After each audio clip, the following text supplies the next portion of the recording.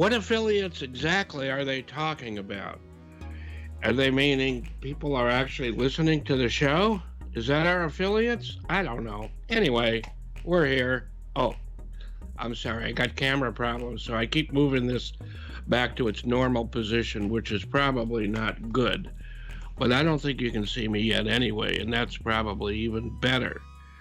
Uh, anyway, it's October the 11th, and welcome to the Educated Retirement Radio here on KMET 1490 AM, where we contemplate retirement and how to best prepare for retirement and how to best stay happily retired. So today we're going to speak with Dustin of Retirement 101.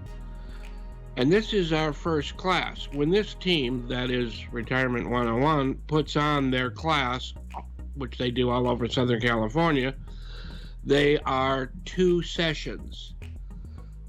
So we're going to have one session today, and we're going to have another session in about 2 weeks. So get ready to learn. So as long as we're ready, we are going to release the Kraken. But first, I need to get a prescription out to you, as you well know. Okay. Whoops, wrong camera. Boy, I would never make it much as a director, even though I always wanted to be one. I can see all you need is this small prescription for some information on the HECM, H-E-C-M, Home Equity Conversion Program. So we'll take care of that, and I will let you know that today we will, like I said, we're going to release the Kraken. And write this number down, 866-955-2233, 866-955-2233. My off-air number, please call, email, or visit drheckham.com, or you can even go to theeducatedretirement.com, because you are being educated, I hope, on the retirement. Right now, my day job, I know, thank God he's got one. I am a loan officer, my NMLS, National Mortgage Licensing System, 384465, and I am licensed with the Department of Real Estate because that's how I do loans through the NMLS.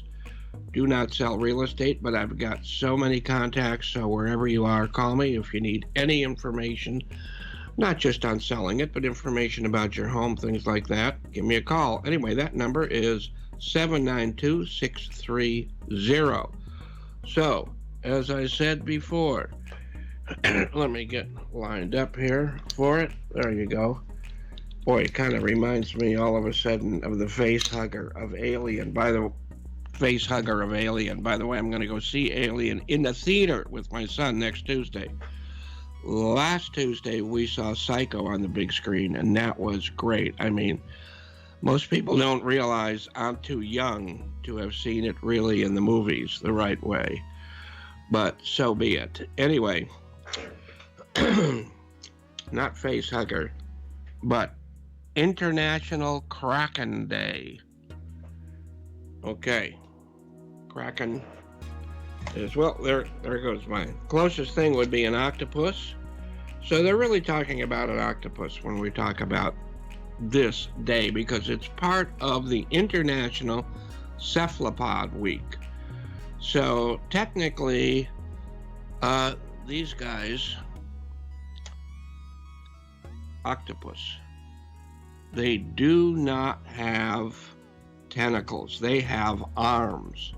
Tentacles, excuse me here. Tentacles are for squids, not for octopus. So now that we have that kind of education behind us, octopus also have very large brains. So I knew they were extremely smart. I think we all kind of know that. They get in and out of just about anywhere. But I was never sure if the size of a brain really matters as far as intelligence. I mean, bird brains, birds are not stupid. Most of them are really smart, and even crows can pass memory on to their offspring. That's a pretty good subject, and it's like a whole nother subject, actually. So let me do a little waving here on Facebook. They also have 3 hearts, and Spock only had 2. Now, I know this is a little different than financial discussion, but when they have 3 hearts, does that mean like each heart has a chamber? So it'd be like a 3-chambered heart? So like separate components instead of our more advanced all-in-one 4-chamber heart? If it's anything like those old, where you put the videotapes in and it was connected to the television, one thing goes bad, anyway, it's a whole different thing. So speaking of releasing the Kraken, so this I think is really, really cool. The first Kraken in a film, motion picture, was a real octopus in a bathtub attacking a toy ship. That was the 1906 film Under the Seas from Georges Méliès. Now, I got to get into my toy box here a second here. Hold on.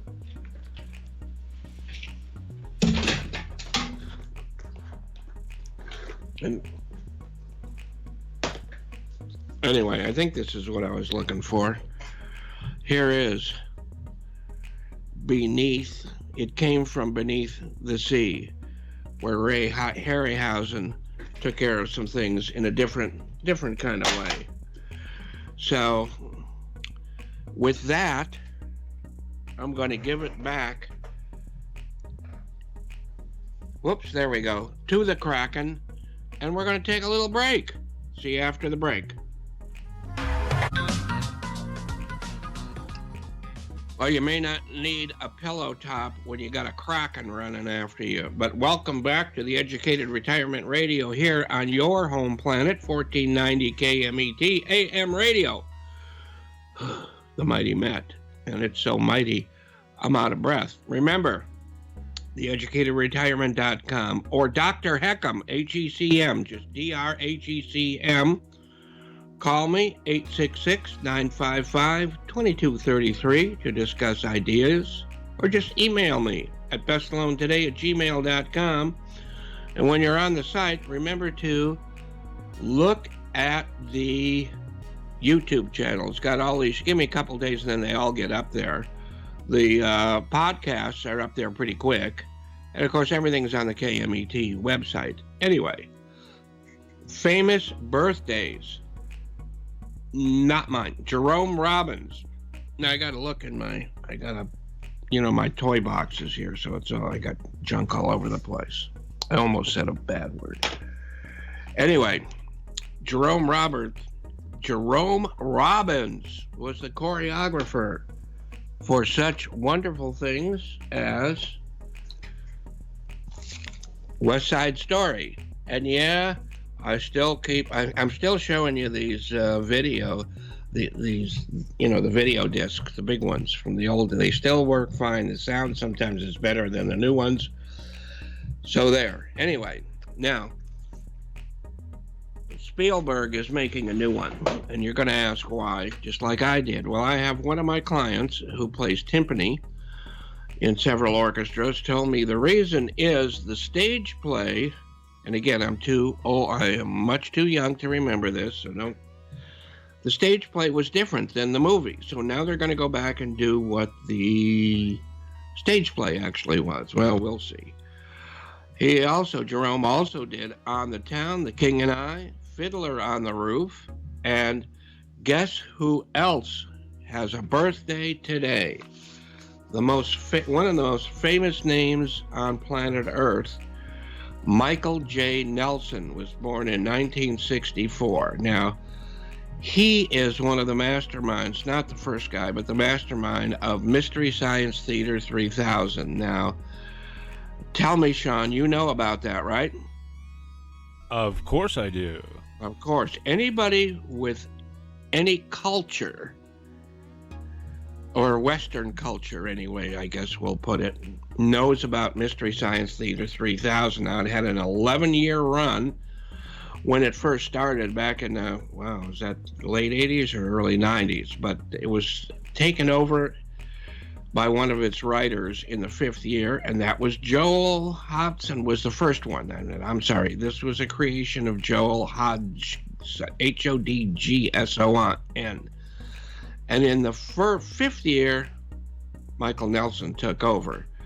So it has been reborn. It was reborn on Shout TV, and now it's a big hit on Netflix. I think they've got their third or their fourth, what do you call it, season of brand new ones with really a great crew on it.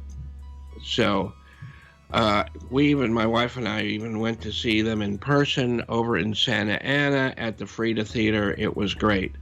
Today is also the birthday of Jacques Tati. Now that maybe somebody you haven't heard of.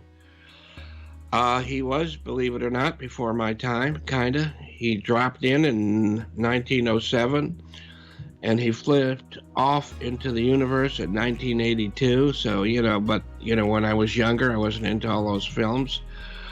I don't think, some people call it slapstick, it's French, and some people say, well, whatever, but it was really, I love his stuff.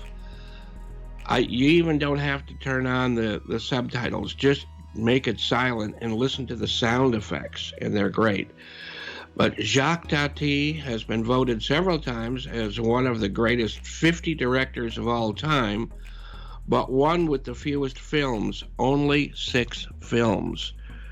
My favorite, this one, My Uncle, amazing.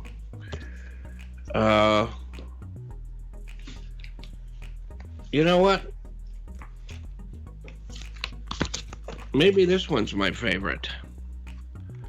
This one is a black and white one done a little bit earlier. It's, I don't know, it's amazing. I really, I don't know. It's hard to say I identify with this guy so much, but I do.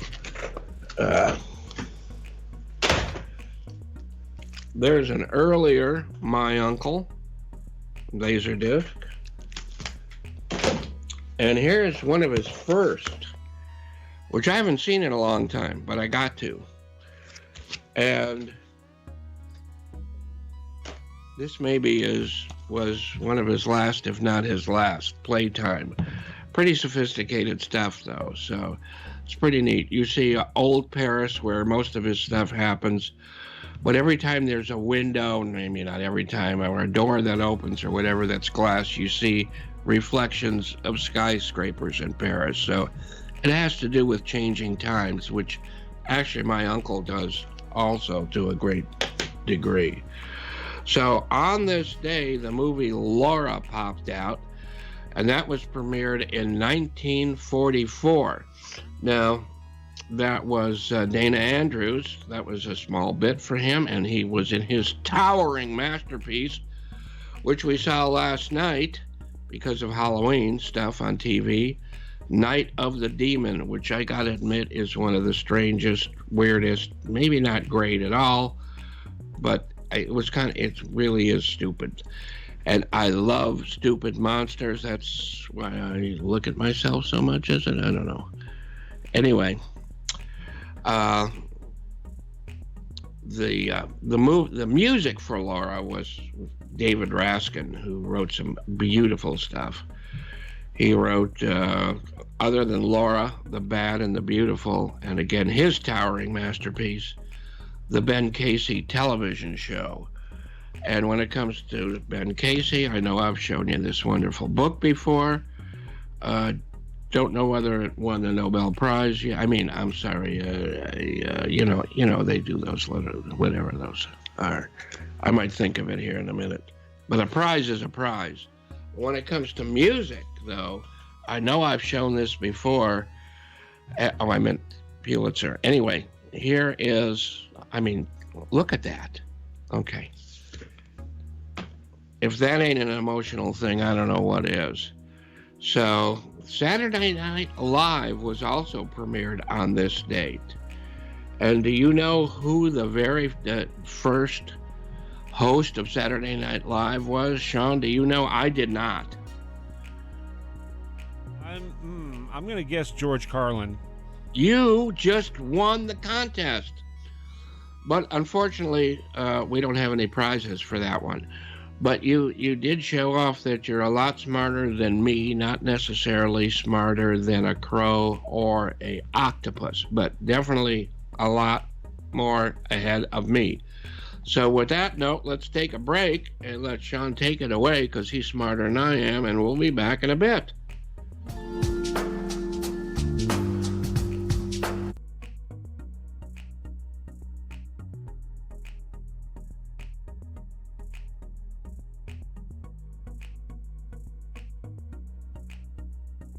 Sound online at KMET1490am.com.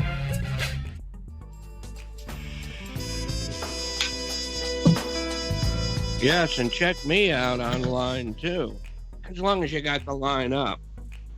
You know where to go. www.drheckham.com, and you know all the other stuff. So I'm just going to get going. We want a little more time with Dustin, but since I want to keep my marriage together and this is what my wife puts together for me, we're going to finish this. And we have so much fun doing it. But remember, it was the birthday of Musso and Frank Restaurant not too long ago, a couple of weeks ago, and I did so much yapping, which I usually do, we never got to it. So I'm going to get it out right now. Opened in 1999, and its moniker was meant to feed the hunger of the film industry. And it's home of the perfect martini and pot pie. I'll go for the martini. Sean, you can go for the pot pie if you'd rather. I think we'll both take a beer instead, right? Yeah, I'll have a beer. All right. Decor is new. Have you ever been in there? I have not, no. Oh, well, it's coming up. I mean, somebody as cultured as yourself that knows all about Mystery Science Theater 3000's got to do this.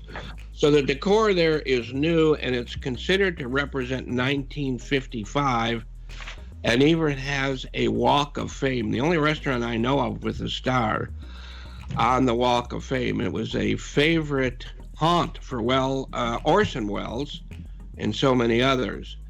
And the bartender, Ruben Rueda, threw out Steve McQueen, and he also got a guitar from Keith Richards.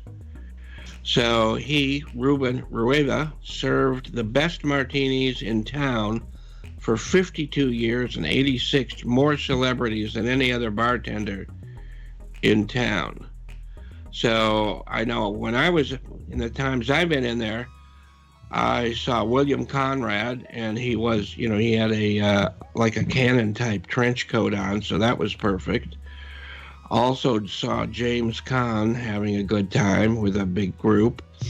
So, which reminds me, my wife were in New York City, and on one day near Central Park, we got autographs from James Caan, Aretha Franklin, and Gregory Hines. They have 2 dining rooms in there, but we're going to talk about that. I'll get back to that, and I'll relate that to a story about finance. But speaking of finance, and speaking of time to learn, we are going to go to the first of our 2 classes from Retirement 101. Now, today's instructor is Dustin Tenbrook, and we're going to let him talk a lot more than me. But I'm putting it that way because I took a Retirement 101 2-day class not too long ago, and I was extremely impressed. I heard things that I thought I always knew, but heard them in completely new ways, which gave me all completely new understandings about them. So I want you guys to be, everybody out there, to be a part of that also. Now, they talk about so much that I'm going to let Dustin kind of put it into perspective of what he wants and just let him go. But first thing, I would like, Dustin, please tell everyone who you are and how they can get a hold of you. Sure thing, Jay. Good to see you. Thank you. Thank you. That's a great endorsement. I think you said most of it. That's fantastic. It's great to hear. So yeah, my name's Dustin Tenbrook. I'm a certified financial planner. Our offices are located in Southern California. So 2 offices in Orange County and 1 in San Diego, near Del Mar, near the racetrack. If you've ever made it there, Jay. Yes. Yeah, I've better odds on investing elsewhere, but it's a lot of fun. I agree. Yeah, I don't have a great track record at the track. That's oh, no pun intended. No pun. Yeah, actually no, but it worked out. Yeah, and then retirement101.org is a great way to view upcoming courses and classes that you talk about. So retirement101.org is where we are going to host all of our class schedules for the rest of this year. In the next week or so, we're also going to publish what we have in store for 2020. We're expanding the locations to expand geographically, including a lot more. So you can get in touch with us through our website, retirement101.org. You can sign up for classes directly through that website, whatever location's most convenient for you. If you'd like to have a web version of the class, then you can get in touch with our firm to get that through. I didn't know that was available. That's great, too, for people that maybe can't make it. Yeah, absolutely. We're all busy these days, right? Yeah, but I do think in person is if you do have time, it's better to be really interactive that way. But go ahead, I'm sorry. Yeah, and you might recall, there's a lot of great material I think that we provide, which you referenced, but there's some great questions that the audience will come up with as well, and so information's in always 3 places. We know what we know what we don't know, and we don't know what we don't know. And so coming to a live class is a great way to obtain information in all 3 of those categories. Yeah. Absolutely. So, I'm not sure which part of whatever you wanted to give this little bit of time to, but I'm going to leave that up to you because I just sat there when I was in there and I really enjoyed just about everything every little section, as it were. Yeah. It's funny. I joke, there are 2-day classes and each class is about 2 hours long and we have 4 hours. And I always joke we need 400. So trying to cut it down from the 4 hours, is challenging. But, we start out in the class just with remembering about what we're doing when we're making financial decisions and money decisions. And we want to make good decisions with our nest egg, with our house, with our mortgage, with our cash, with our retirement decisions, job, etc. And we try to make all these right decisions and good financial moves and strategies, but we have to remember why we're doing it, right? And putting that in context. And so what I've learned over my life is that there are really only 2 things that we have in this world, only 2 things that we can control, and that's our time and our money. And there's nothing else. Yeah. It's that basic. And look, I'm married, I have children, I've tried to control other things in life, let me tell you, to no avail, right? You can attest to that. And when it comes down to it, we do control how we spend our time, how we spend our money. It's funny, we talk about those 2 things the exact same way, right? How can I save time, save money? Yes, we do. And the proof is go to a charity and say, hey, I'd really like to contribute. I'd like to help out. What can I do? And they're going to say, well, you can either donate your time or you can donate your money because you have nothing else to give. That's it. So we make all these decisions in financial planning about what to do with the money, but the money's not real. The money is not real. The money is a means to an end. We have to make that money do something at some point. Money has always seemed unreal to me, but no, that's a different. Yeah. There's be a flip side to that, but so having enough money is important, but to what end and what are we going to do with it? And when we're working, we're trading our time for money. That's a simple equation. I have the time, I need more money. I'm going to trade my time for money. And hopefully folks will reach the day called their financial independence day where they don't need to make that trade anymore. Right?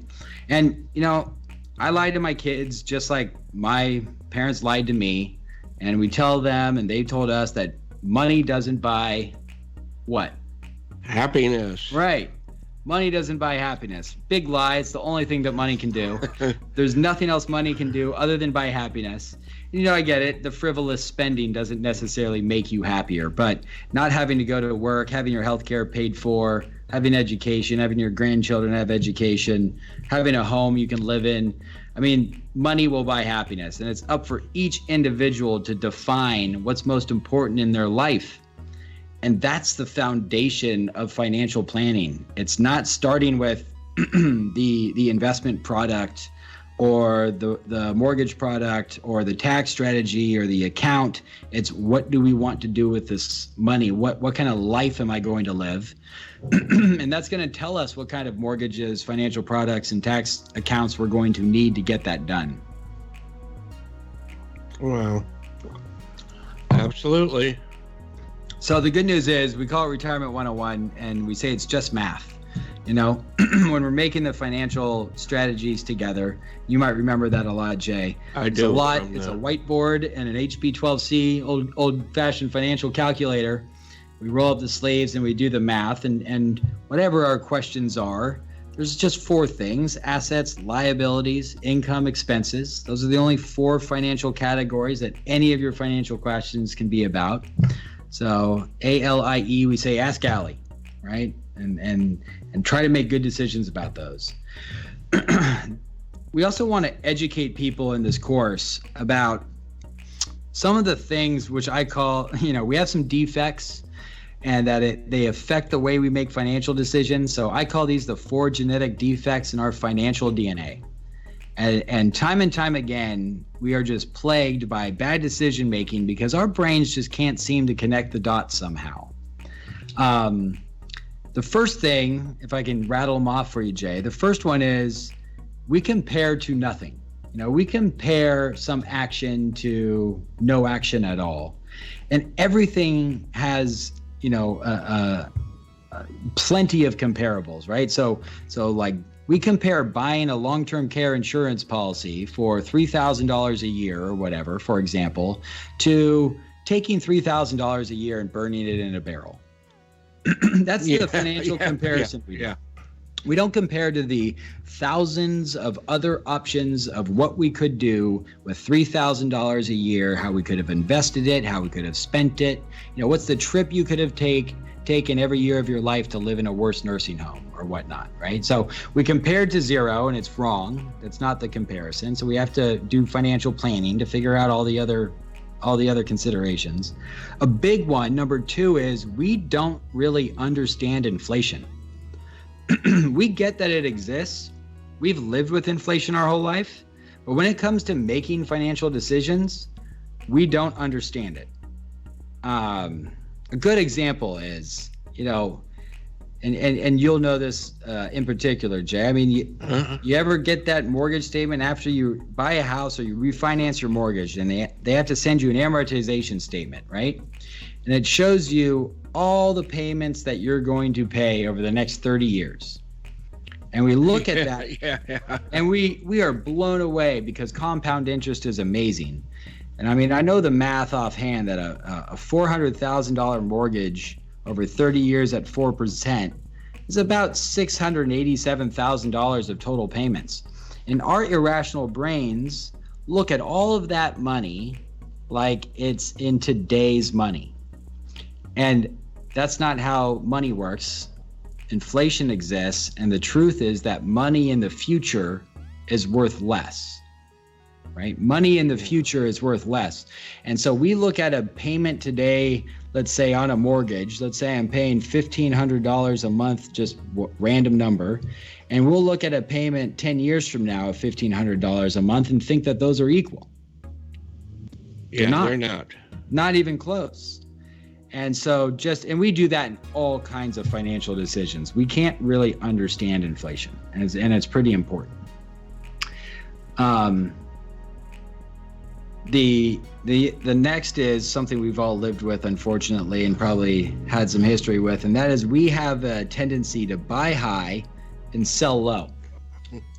Right? Some of us really have that talent, yes. Yeah, talent, for lack of a better. Well, I think it just Sure. happens sometimes. Yeah. You know, it's part of life. And through my career, I've found that it happens in two different ways. Both are hopefully avoidable. One certainly is. One way it happens is with our emotions, right? And that's really some of the benefit. Obviously, I'm biased in saying and working with a financial professional or some other professional that's going to help you, right, make objective decisions, non-emotional decisions about your buying and selling decisions. Yeah, that's what clients want. However, yes, for you to have that attitude, yeah. Yeah, it's when things are going up, everybody wants to get in, and when things are going down, everyone wants to get out. And buying high and selling low is the only way to lose money. Yet it's what we do time and time again. And I mean, you know, you take those cryptocurrencies in 2017, and the amount of calls we were getting, you know, to wanting to jump in and participate. You know, I mean, the up markets, we can get really excited and foolish, and we have to be rational in both up and down times. You mean we're not going to pay off the national debt with Bitcoin? Yeah, that might be a tough riddle to solve there in any way. So there's the emotional part of it, but the other part of it, which is really avoidable. And this is kind of where those other genetic defects of our financial DNA that I mentioned, of comparing to nothing and not understanding inflation, is we force ourselves into positions where we have to sell low, right? And that could be, you know, getting a shorter mortgage, getting a 15-year mortgage schedule versus a 30-year mortgage schedule in retirement, right? I'm now required to pay off more every month. I'm forced to sell more of my retirement assets to make that payment. And we don't want to do that when things are down, right? And that's right. And that's some traditional thinking. Hey, I want to get my mortgage paid off. You know, I'm going to confine myself to a 15-year schedule. And I'm not saying that folks absolutely should not do that, but we have to do the math and understand there could be a time where you're forced to sell things in your IRA or investment account when you shouldn't, to have to pay down that mortgage, right? You might force yourself to buy low.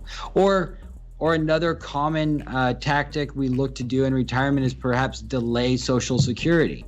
You know, I'm going to try to delay Social Security to maximize my Social Security benefits. Oh, when I heard, I just got to throw it in. I don't mean to interrupt too much, but that just blew me away. I mean, I kind of agreed with that before, but I just love the way you put it, and I kind of stole it, and now I tell other people when they ask me about that subject. So I'll go ahead. Yeah, no, that's great. So mathematically, you know, we compare Social Security payments to zero, so we don't factor in all the other things that are going to go on with our finances. We just isolate that Social Security decision. But, you know, let's say I'm retired and I'm, you know, full retirement age, 65, 66, 67, whatever your age is, and I want to defer till age 70. There you go. And yeah, I might get more from Social Security, maybe. Right, you gotta live a long time. They have to change some laws so they don't run out of money here in another 15 years or so. So it's a maybe whether you get more from Social Security. But what are you gonna do in the meantime? You're missing out on all those payments, and mathematically guaranteed 4 years from now, you're gonna have about $100,000 less money on average. Like, you will just guaranteed have $100,000 less money, right, in 4 years from now, if we delay Social Security and do some break-even calculation to see if we ever catch up. But if you don't have that money coming in from Social Security, where's it going to come from? Well, it's going to come from your savings. Now you're forcing yourself to have to sell more stuff every year, which might not be the opportune time to sell. So these are just two different ways in which we might force ourselves by bad financial planning to have to sell low. Right? So we don't want to buy high and sell low out of emotion, and we certainly don't want to pigeonhole ourselves into forcing ourselves to do that, right? So we want to do the math, right? Everybody's story is different. There's no, you know, silver bullet or one answer for everybody. So you kind of have to figure out what's right for you, and there's a planning process to do that I teach in this class. But, you know, that's why I say it's just math. It's not an opinion of when you take Social Security. It's not an opinion of what type of mortgage you should have, or opinion of when you should retire. it's just math, and we have to do that math, right? Yeah, I like the way you put in the class that it was not taking Social Security is almost like taking on a debt. Right. Yeah, absolutely. So what did I get through? 3 of my 4. So I think on the 4th one, so we also act like the world in the future is going to be the world we live in today. We all know that's not true. I mean, just this whole setup of our radio show today that we're on is pretty futuristic, and what we're able to do. And the world is changing at a pretty rapid pace. I mean, you'd probably agree with that, right? Oh, yeah. And things change that might have happened over the last 100 years. They're saying is an exponential growth, right? The next 10 years of change is probably going to look like the last 100. And we make decisions for ourselves in the future, like it's going to be this world that we live in today, right? And so I think I'll beat up on that long-term care policy decision today. I just get questions a lot about the nursing home, and most of the people I'm talking to are, in retirement and planning for, hopefully 20 years down the road or longer. Jay, maybe a lot sooner for you, but,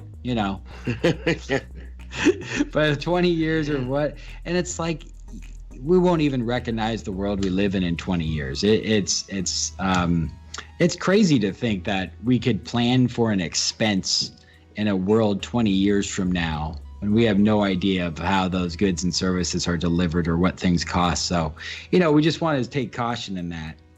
And no, Jay, when you were born, did you have a family member that bought a life insurance policy on you? No. Okay. A lot of people did. And it's weird. And you might know some people or talk to some people. I talked to a lot of people who, when they were born, some grandparent bought a life insurance policy on them, a whole life insurance policy. Now, today, that seems crazy. Why would you buy life insurance on a baby? And it was just how things were done. It was the right financial move at the time because there was infant mortality. And it was a responsible thing to do in the household. If you were a good financial manager of your household and responsible, the responsible thing to do would be to get some life insurance coverage on a baby. And then there was some cash value for that child once they turned 18 and went to work. They had a little money to start out their nest egg. Times have changed, obviously. That's not something that we consider today. Right. I see a lot of Gerber advertisements when I watch television all of a sudden. Yeah, they did. Right now, so yeah. Right. But, so these decisions that we're making for the world, like our parents' problems are our parents' problems. We will have our own problems, and they're not the problems of the world today. And so being flexible and nimble in your financial plans, I think, are important. Making long-term, irrevocable decisions is a pretty risky move if we can all agree that the world is going to change over time. The robots and automation today are astounding. Just astounding. Yeah. But, there's going to come a time when they're not. It's just going to be commonplace and boring old news. The generations before, the Industrial Revolution, the distribution of goods and services, and, the retail outlets that came along over the last 40, 50 years were amazing. Walmart was amazing. It would have amazed generations if they could have seen that operation, right? And now Amazon and things like that. Yeah, and now we're thinking it's old hat. It's right? Is it going to survive? And at some point, that's going to be the same thing with robots and automation. I don't know. Maybe everybody's going to, that's why you have to be careful of saying, oh, well, my grandfather told me to do this because it worked for him. Or my mom said that this was the best thing to do because it worked for her.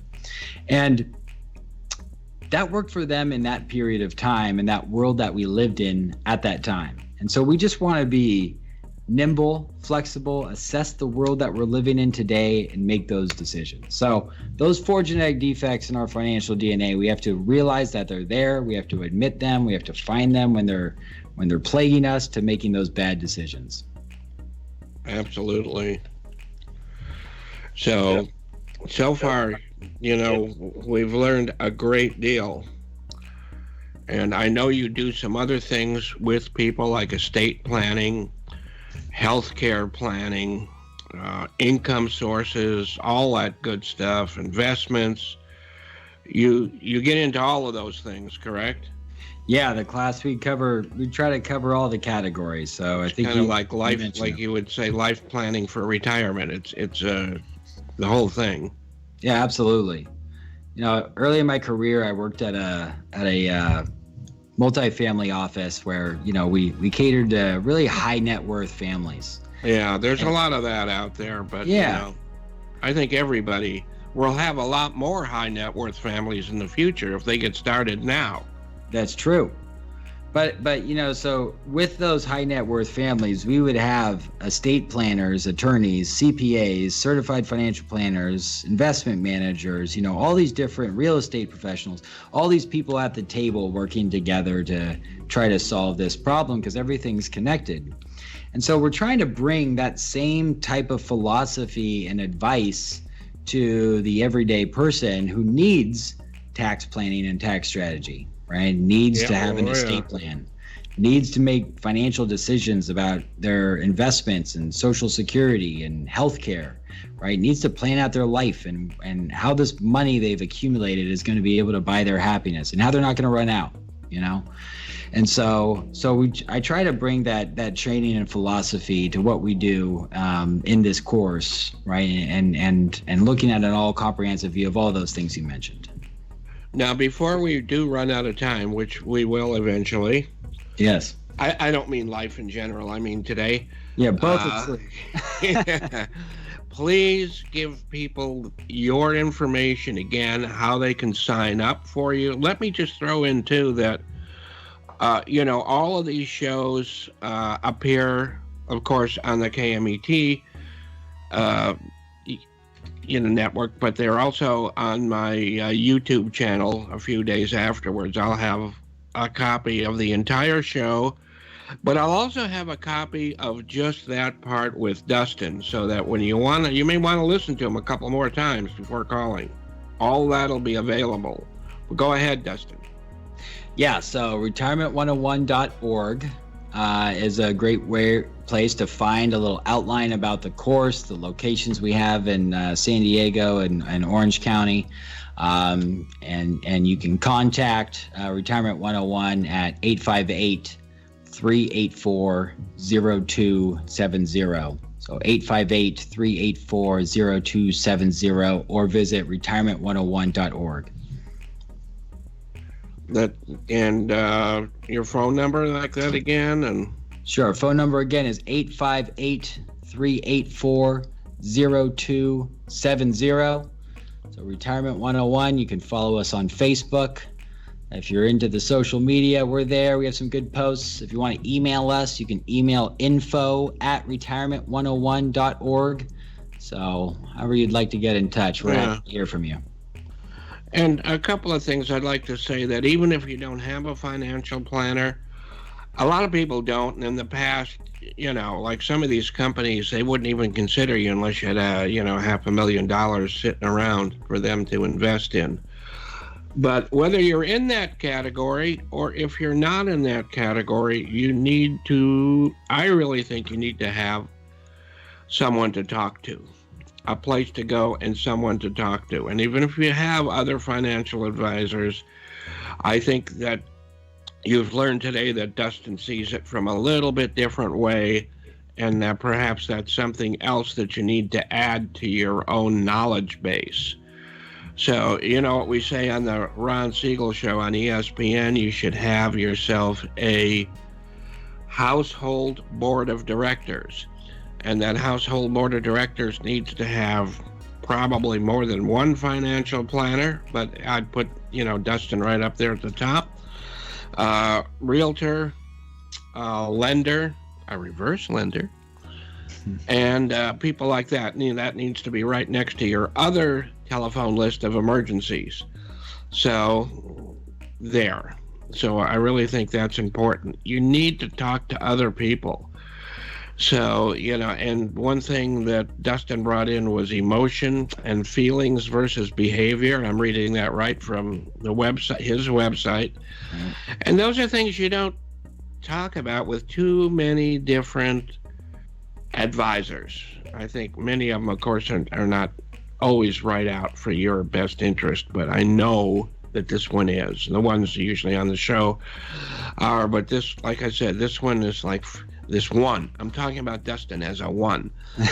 But, he really seems like more than one because he brings in a lot of information from a lot of different avenues. So I'm really recommending him very, very much. And we will have in a couple of weeks, tell us a little bit about your associate who we'll have on in a couple of weeks and what he'll talk about. Sure, yeah. Cole's going to, so Cole Curtis is going to be able to join. He's from Retirement 101. So he's going to take a little bit more deep dive. We'll call it day 2 of the class.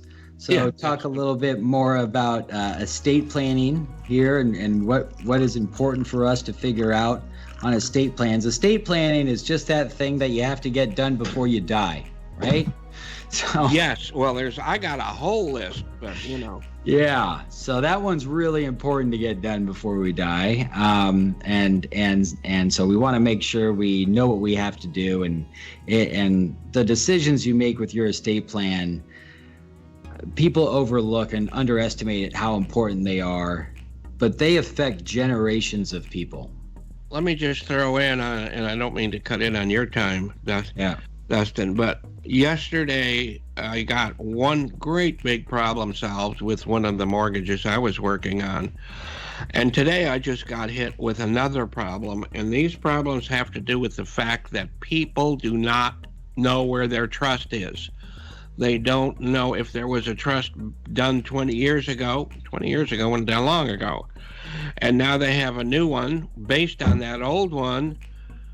They don't know where the old one is. And nobody ever gets it recorded. And we need those things. You need those things to protect yourself with. It's one of the most important things you need to keep track of. And it seems like nobody does. Yeah. And the decisions, so we know we need it, we know it's important, and when we go to do this phase of life called estate planning, which is a meeting or two, likely with an attorney, we rush it, and we don't think about it, but it's a day. This is a day that we will all have, and whatever decisions we make in our estate plan is what's going to be carried out on that day.